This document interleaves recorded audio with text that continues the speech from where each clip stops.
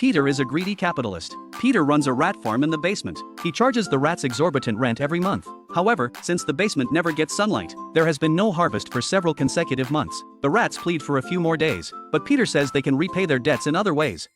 Oh, please, senor, not my beloved. It is for the children. Oh.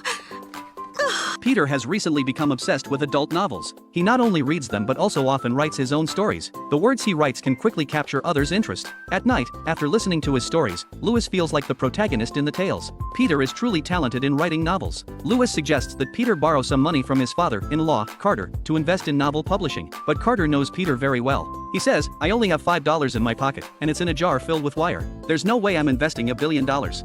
Ah! Ow! Ow!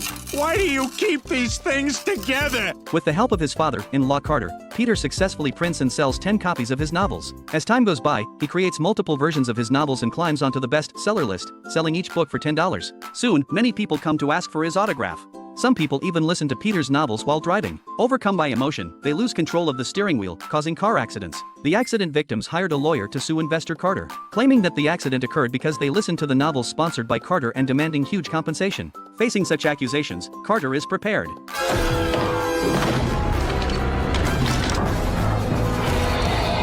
However, the lawyer finally manages to get out of the predicament and sues Carter in return. Overnight, Carter goes from being the richest man to a homeless person. His house is seized, and his wife leaves him for another old man. Helplessly, Carter has to live at his daughter's house. Accustomed to a wealthy life, he is very uncomfortable without servants. Peter tells Carter that ordinary people usually take public transportation. After a day of experiencing it, Carter decides that the life of ordinary people is not good at all. The buses are smelly and hot, and you have to wait in line to go to the movies. Carter's words make Peter realize that his own life also has many drawbacks. Carter, hand me my thinking grenades. Peter is used to thinking about problems while holding a hand grenade. After thinking it over, he decides to start a business with Carter. They believe that if they want to get rich, they should start by making small amounts of money. So Peter distracts Lewis at home, while Carter takes the opportunity to steal Lewis's wallet. With their first pot of gold, they buy tea and resell it to Megan at a high price. What the hell was that for? Now we have the pot and the money.